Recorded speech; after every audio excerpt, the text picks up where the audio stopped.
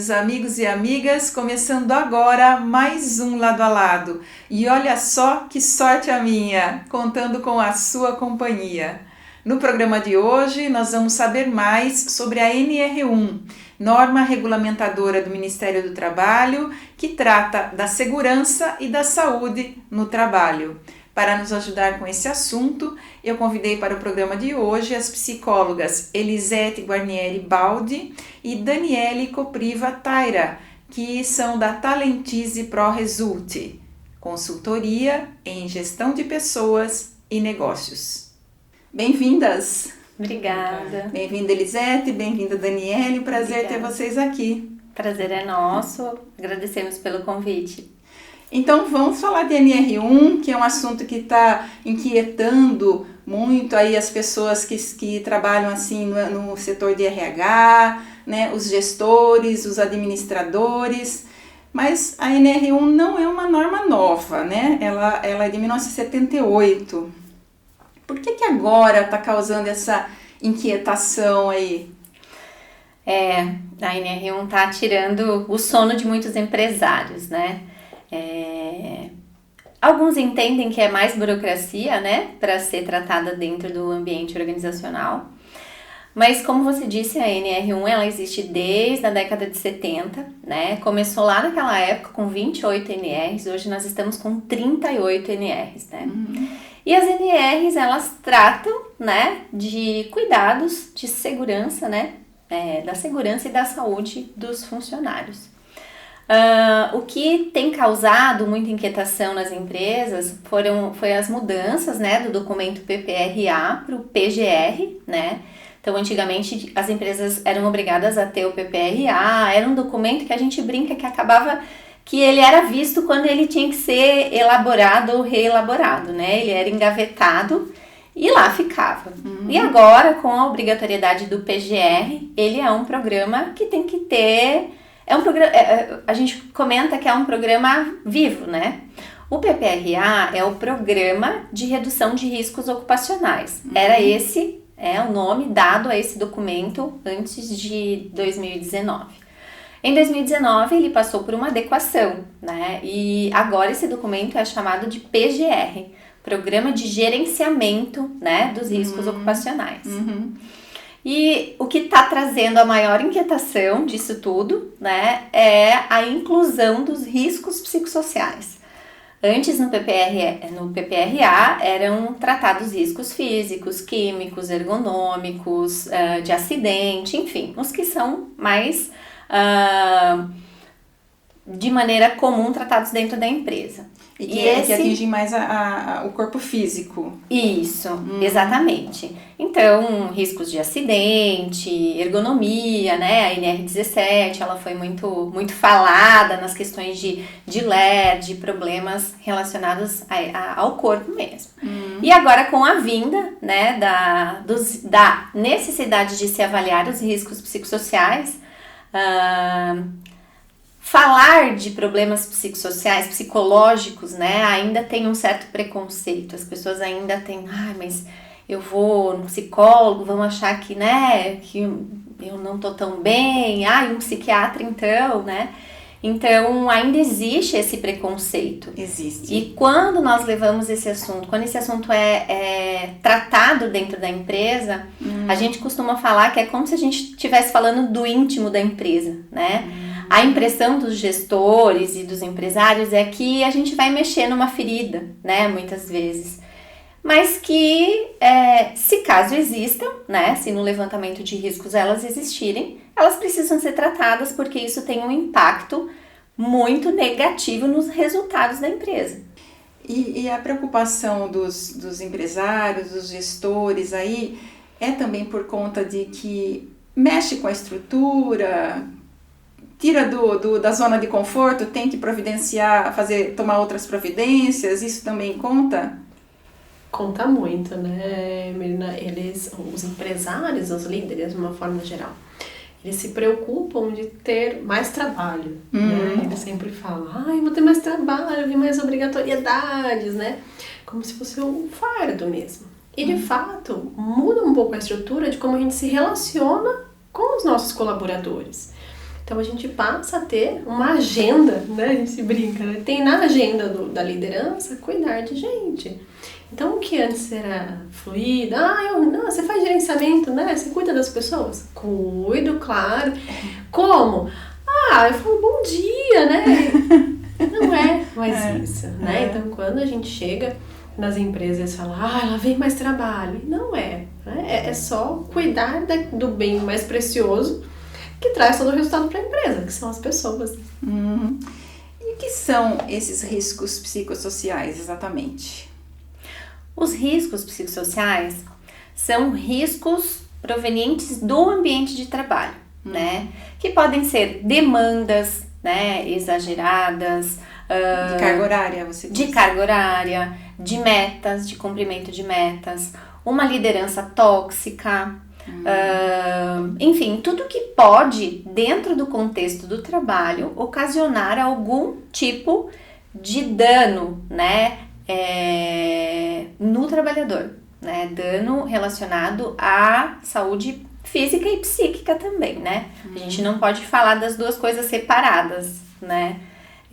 O ser humano é um só, né? Então, é o corpo e a mente também. Não tem como tirar a mente do nosso corpo, né? Então, a empresa ela é responsável por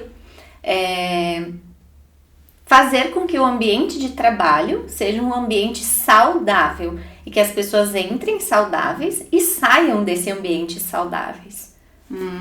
Eu acho, para contribuir, né? Dois itens que eu acho que são muito importantes desse tema e que por muito tempo sempre foi... Ninguém entende muito, né? A natureza é o assédio, né? Tanto moral como sexual, né? Além desses que a Inês compartilhou. A gente até teve uma reunião e aí a pessoa pergunta, então eu não posso mais gritar com o meu funcionário?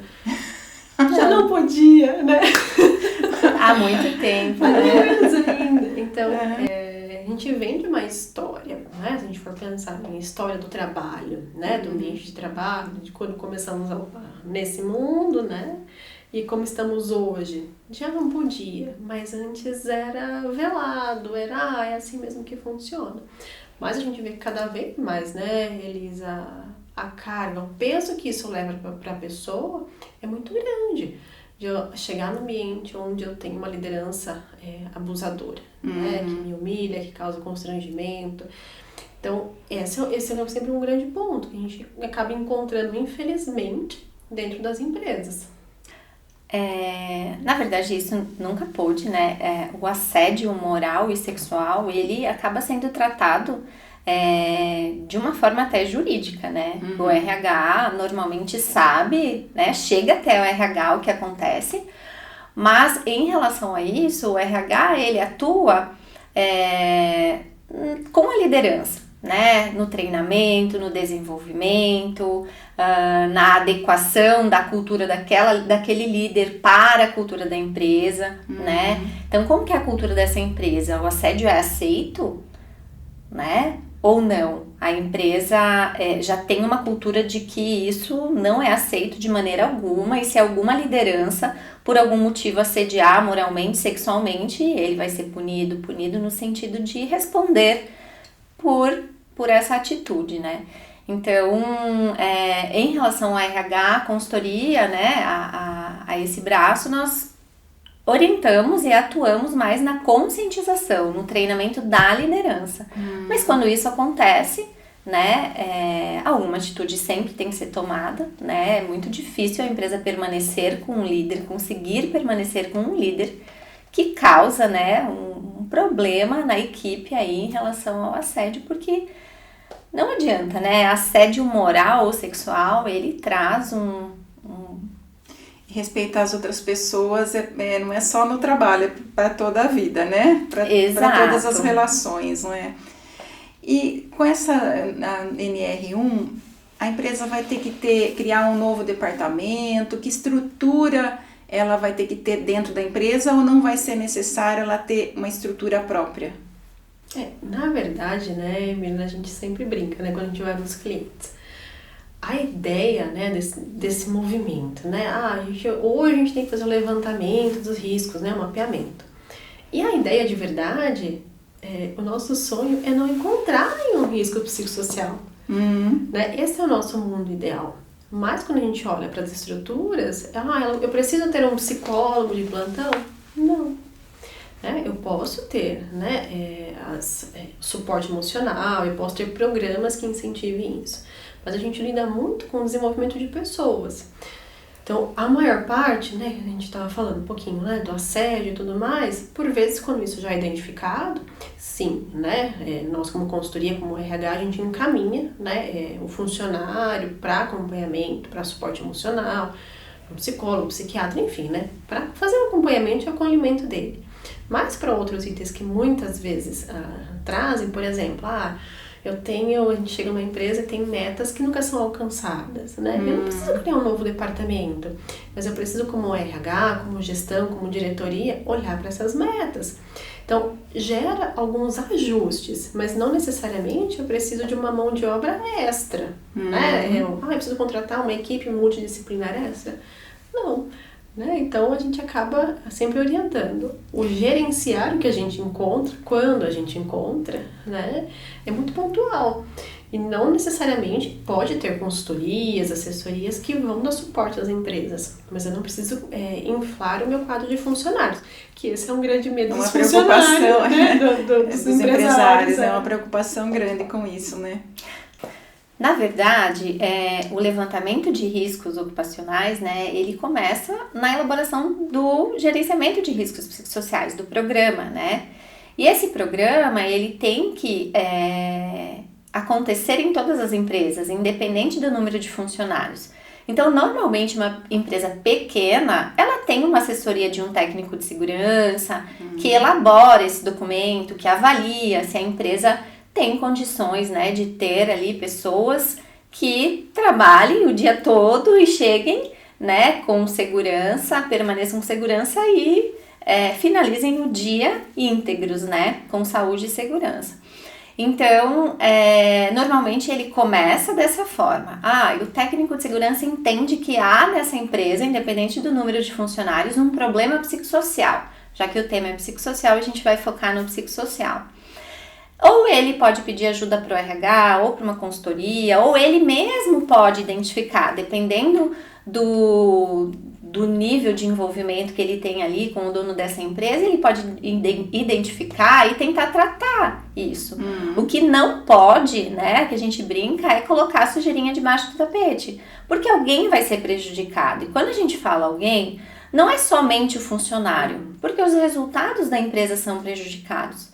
Né? Um funcionário que ele não se sente parte daquela empresa, um funcionário que não vê sentido no que ele faz, que ele é assediado, ou que ele tem meta, que ele sabe que jamais ele vai atender aquela meta. Ele não vai se sentir engajado por muito tempo. Quer dizer, ignorar os riscos psicossociais pode acarretar uma queda de produtividade, o que mais? Uma queda de produtividade, uma rotatividade muito alta, um índice de absenteísmo, né? As pessoas preferem pegar um atestado para não estar naquele ambiente de trabalho. Então, acarreta muitos problemas. E esses problemas são muito maiores do que você ter realmente um gerenciamento de riscos psicossociais na empresa, onde a gente costuma falar, né, e brincar, onde os funcionários utilizem o espaço do café para discutir um projeto novo, para discutir uma inovação dentro da empresa. Não para discutir o gestor que assediou fulana, que gritou com ciclano, que enfim, que está causando dentro da empresa. Então a gente brinca, a gente fala que é uma escolha, né, do empresário. O que ele quer que aconteça na hora do café? Que as empresas estejam engajadas no propósito do negócio dele e traga mais resultados, ou que as empresas estejam pensando, né, ou que os funcionários estejam pensando e falando das tratativas negativas dessa empresa. É uma questão de entendimento, é uma questão muito grande de mudança de cultura, né? Muitas vezes as empresas têm medo de levar esse assunto, de discutir esse assunto com as lideranças. É isso que eu ia perguntar, vocês encontram resistência do pessoal de gestão, dos administradores, quando falam sobre a NR1? Infelizmente, encontramos resistência. Muita resistência. É que, na verdade, né, a gente sempre, quando a gente começa a ter a resistência, a gente consegue identificar que muitos é por falta de informação mesmo, né? É por medo do que, e se eu mexer nisso, o que eu vou ter que fazer? Né? A gente sempre fala, é como se fosse uma pesquisa de clima. Às vezes a pessoa fala, e eu não vou perguntar porque eu não quero ouvir, né? E às vezes eles não têm informação de quais são os benefícios, né, de eu ter isso. E mais do que a legislação, né? Então hoje a gente tem a norma, ela está em vigor, então é um requisito legal. Mas tem por onde fugir, né? E não é só cumprir isso. Eu tenho um documento na minha gaveta. É muito além disso, é o que eu ganho. Né? A gente estava falando, delícia se todo mundo estiver engajado. E essa é a nossa expectativa. Né? Quando o empresário, né, a liderança, entende que cuidar de saúde mental, e não é sobre ter psicólogos, é sobre ter um ambiente que possa ouvir, que possa ser psicologicamente seguro, o quanto isso aumenta de produtividade, de engajamento, de retorno financeiro para o próprio caixa da empresa, né, Elis? Com certeza. É engraçado, nós visitamos um cliente essa semana e a conversa começou assim. Eu estou entendendo que eu preciso investir nas pessoas. As pessoas é o meu melhor patrimônio, porque é através dela que eu tenho os resultados. Mas não me venha falar de NR1. Não me venha falar de NR1, porque eu não vou fazer, porque eu não vou. Aí nós, né, falei, nossa, como que nós vamos convencer esse processo? Isso, né? Como que lida? E aí nós começamos a falar de todos os processos relacionados à gestão de pessoas. Como é o processo de admissão, como que é o processo de avaliação de experiência, né? Como que um RH estratégico funciona. E aí ele ficou apaixonado, né? Até fechamos o contrato com esse cliente. Que bom. E aí no final eu falei assim, sabe no início, quando você nos falou que você não queria falar de NR1, NR1 é isso. É você ter políticas, é você ter procedimentos justos, né? É você olhar para os funcionários como um patrimônio mesmo. É você querer cuidar do seu bem maior, né? E ele falava, porque eu quero alguém, eu não sei fazer isso, eu quero alguém que cuide dos meus funcionários. E falava isso com orgulho, né? Então, esse exemplo é muito comum. Os empresários não querem ouvir falar da NR1, mas querem ter um RH estratégico, um RH que cuide de pessoas, que faça com que o clima da empresa melhore e que, consequentemente, os resultados vão melhorar. Até porque, né, Elisete, parece que o número de média de afastamentos por conta de saúde mental no Brasil dobrou nos últimos anos, né, nos 2 últimos anos. Então, a necessidade de ter um programa que cuide dessa saúde mental do trabalhador tá mais do que claro, não é isso? Tá, né, Dani? A gente sempre fala, né, que o movimento, né, em si de como que eu cuido, né, de gente e a evolução disso. Nos 2 últimos anos, na verdade, nós estamos num pós-pandemia, né? Então, veio resquícios desse lugar. Mas você também acha que ainda tem a ver com a pandemia? Tem. Começou ali, eu falo que na pandemia os psicólogos, né, que falaram, ninguém vai trabalhar. Trabalharam demais, né? No pós, isso acelerou muito. E cada vez mais que o mundo está em evolução, a gente percebe, né? Quanto mais a tecnologia avança, o quanto que emocionalmente as pessoas estão adoecendo. Por quê? Sabe que eu estou preparando as pessoas? Teve um dia que a gente estava numa reunião e eu perguntei isso, né, para a liderança. A gente fala da geração Z, né? Porque eles estão vindo aí, não sei o que tem, esse monte de tecnologia que a gente traz para dentro da empresa. E as outras gerações? Será que a gente está preparando elas para receber a tecnologia? Porque também não é da idade, né, que a gente veio de, onde que você aprendeu a digitar? Na máquina de escrever. No curso lá de datilografia. A nova geração fala assim, o que será que essa mulher está falando? Então, vem disso. Então, cada vez mais as empresas exigem mais da gente. Não é? A gente olha para países mega desenvolvidos, a gente fala, a gente olha para cima, né? Fala, uau, né? Quero ser aquilo ali. Mas como que eu chego lá? E essa pressão no ambiente de trabalho, porque os empresários, os líderes e os próprios profissionais querem também estar nesse lugar. Mas é tudo muito rápido. E será que nossas outras gerações estão preparadas? Quem está vindo sempre fala, né? Meninas, não quero ser líder. Não, né? Eles ficam apavorados. E quem está nas demais gerações está recebendo uma enxurrada de informação chamada tecnologia. Nós estivemos, tem uma semana que a gente estava num evento que falava sobre saúde mental no trabalho, né? E uma imagem que ficou muito latente pra gente é um humano e um robô dando a mão, como se eles estivessem se cumprimentando. E a gente ficou um tempo parado, assim, olhando, né? Duas psicólogas, né? A gente olhava e qual que é a grande diferença? Porque era um robô... Um humanoide. E aí, o que era claro pra gente era... Um tem emoção, o outro não. O outro não. A gente cuida da tecnologia, né? Cuida da minha máquina, do meu equipamento. E do humano? Porque o futuro do trabalho, ele é tecnológico. Essa é uma tendência. Mas ele, antes de ser tecnológico, ele é humano. Quando eu comecei a minha vida profissional no RH, né, como assistente de RH, analista, tal, antes de eu assumir cargos de liderança, e antes dessa tecnologia estar tão avançada como estava agora, a gente fala nas nossas palestras que a gente fechava o nosso computador, que tinha aquela caixa do lado, se apertava ali e ia embora. Celular, quem tinha dinheiro, colocava aqueles torpedos. Então, nossa, quantos torpedos você colocou? 50 torpedos. Nossa, quanto torpedo! E a gente ficava economizando o torpedo. Então, dificilmente o seu superior ligava para você, mandava uma mensagem para pedir alguma demanda, né? E hoje, o que acontece com a liderança, né? Voltando para o ambiente empresarial e tal. A liderança, ela é solicitada o tempo todo, né? E como RH, muitas vezes eu presenciei, né, os gestores indo até o RH reclamando que fulano não atendeu o telefone, que era 8 horas da noite, ciclano não respondeu a mensagem.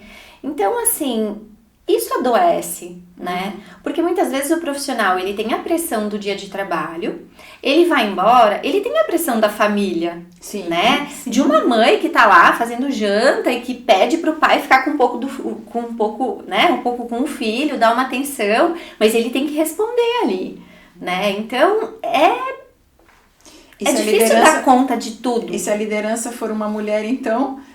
Pior. É pior, né? Porque ela chega em casa e tem muitas outras atividades ainda para complementar, né? Exato.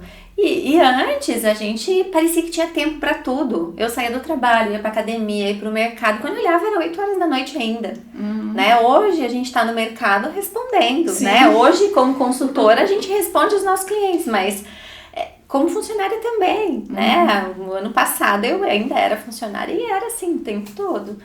Né? Importante cuidar das nossas mentes e dos colaboradores também, né? Equilíbrio, né, Mirna? E aí essa geração, né, Mirna? Que essa nova geração, ela não se coloca à disposição para isso. Ela busca qualidade de vida. Então, dá 18 horas, eu tô no meu horário, vou pra minha academia, vou treinar, vou fazer a minha alimentação. Eu acho que eles estão certos, né? Exato. Mas o que a gente mais ouve, né, nas empresas é essa geração não vai pra frente, essa geração, né, eu acabo lendo, né, de que essa geração, muitas são nossos filhos, e o que eles não querem é ter a vida que a gente tinha, né, de não ter tempo pra nada, de não ter tempo até com eles, né, eu sou filho de uma mãe ausente, de um pai ausente, que estava sempre viajando. Eu não quero isso pra mim. E como que é feito esse levantamento dos riscos psicossociais dentro da empresa? Essa é uma pergunta interessante, Mirna, porque as pessoas, né, até profissionais da área de RH, às vezes nos procuram por onde eu começo, né? Então, esse levantamento é feito como a gente faz, primeiro, né? Toda entrevista é com alta liderança, para a gente entender um pouco mais a cultura. Fazemos aplicação aí de testes, né, de formulários, na verdade, questionários validados.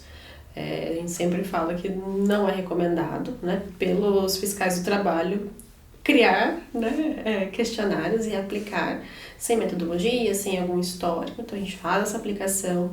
Nós também, dependendo do tamanho da empresa, temos grupos focais, né? Então a gente reúne pessoas falando sobre alguns temas para a gente entender um pouco mais a fundo. E aí sim, a gente leva isso para um relatório e isso a gente atua diretamente com uma equipe multidisciplinar. Então, a área de medicina e segurança do trabalho de uma forma geral, o ergonomista da empresa, o técnico de segurança. Então, normalmente a gente está muito vinculada com essa equipe. Para as empresas menores, a gente acaba atuando diretamente com um consultor ali que presta serviço, né? Então, a gente acaba fazendo esse levantamento. Esse é um levantamento feito aí de forma anônima, né? Então, a ideia é preservar sempre isso, né, deles. Esse é um medo, muitas vezes, dos funcionários. E para alguns empresários, às vezes, é uma expectativa de saber, né? Então, a gente sempre fala que é anônima, para preservar, né, não ter nenhum tipo de retaliação ao final desse trabalho. E ter aí todo o programa pós-aplicação e levantamento e gerar esse relatório. E é importante envolver, né, 100% do time, né? A gente às vezes percebe algumas empresas que nos procuram falando, eu entrevistei, eu apliquei questionário para 30%. Então fica uma amostra muito fora, né? Acaba ficando um levantamento distorcido. Então, nos próprios cursos, enfim, fiscais do trabalho nos quais nós participamos de alguns cursos, falam, né? O que o ideal é ouvir 100% do time, né? 100% dos funcionários, para você ter um retorno mais fidedigno possível, né? E além disso também, nós avaliamos os indicadores mesmo do RH. Como que está o índice de turnover dessa empresa? Como está o índice de absenteísmo dessa empresa? Porque muitas vezes só esses indicadores já nos trazem algumas informações importantes, né? Existem afastamentos por CIDF. CIDF é o CID de problemas psicossociais, né? Depressão, ansiedade, pânico, enfim. Então, existe afastamento por esse CID? Como que está sendo tratado? Qual que é a fonte desse afastamento? É algo relacionado à empresa ou não? É um problema pessoal? Né? Porque não é só a empresa que adoece, né? Tem problemas financeiros, problemas familiares, problemas, né, de saúde, muitas vezes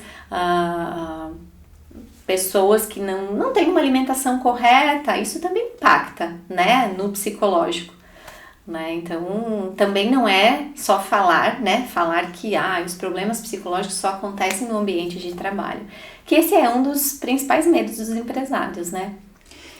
E no caso, se for um problema emocional ou mental que a pessoa está passando fora do ambiente de trabalho, mas que reflete aqui no ambiente de trabalho, como que os gestores têm que atuar? O que a NR pede a esse respeito? A liderança, ela tem que atuar muito próxima do seu subordinado, da sua equipe. A liderança, ela precisa saber o que está acontecendo com aquele funcionário. Então, a gente sempre orienta ter um programa contínuo de feedbacks, né? Então, sentar com esse funcionário uma vez a cada 2 meses, pelo menos, né? Se perceber que tem alguma coisa diferente acontecendo ali com esse funcionário, chama para conversar, faça um relatório. Às vezes a empresa não tem um sistema integrado de gestão de pessoas, mas faça um diário de bordo, anota no caderninho, tal dia, falei com o meu subordinado, tá passando por algum tipo de problema, e tenta acolher e apoiar esse funcionário, né? Esse é um dos principais medos dos empresários. Agora eu vou ser responsável pelos problemas psicológicos que o funcionário traz de fora para dentro da empresa. Mas se a sua liderança está atenta, né, a esses detalhes, a essa subjetividade, porque é subjetivo, né? Não dá pra, se eu for trabalhar um dia com uma cara um pouco fechada, meu líder tem que estar próximo a mim para entender se naquele dia tá acontecendo alguma coisa, não tá, enfim.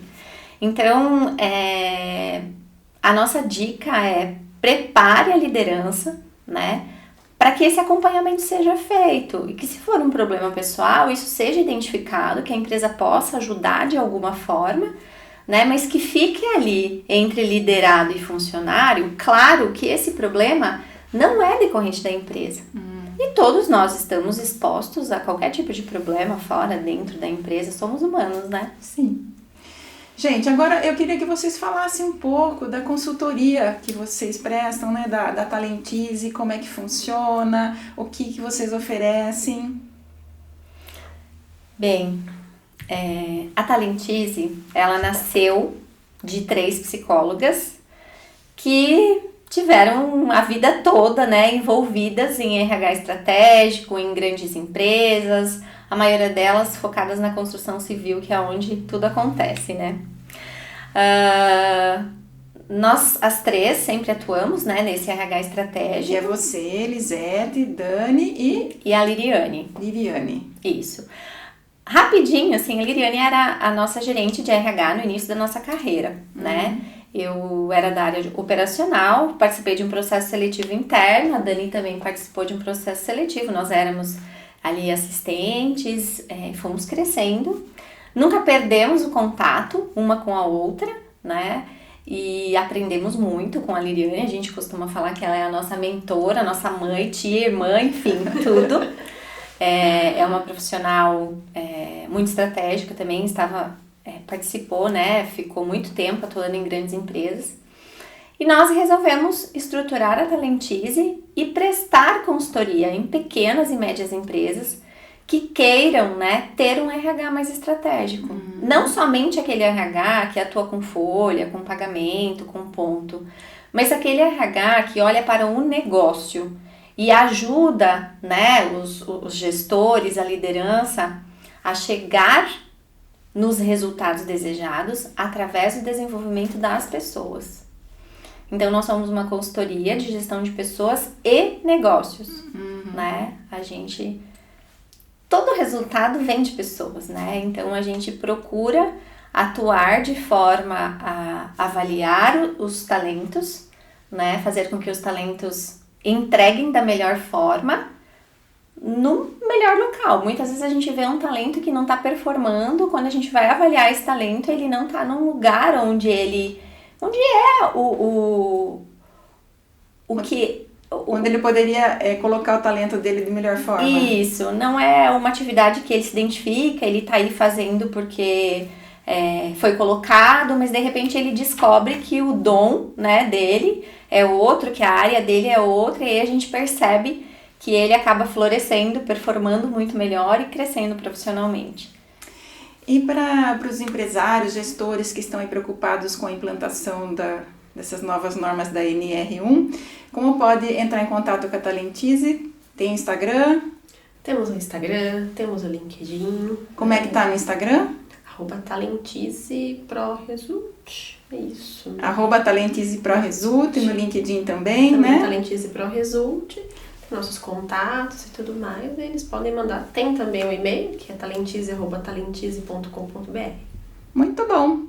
Agora, finalizando, eu queria pedir para vocês deixarem um recadinho para dar uma acalmada nos ânimos dos administradores, gestores, pessoal de RH que está ainda preocupado com a implantação dessas novas normas da NR1. Não se desespere.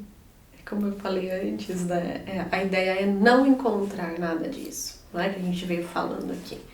Então não se desesperem, tudo é possível, né? Reorganizar, readequar.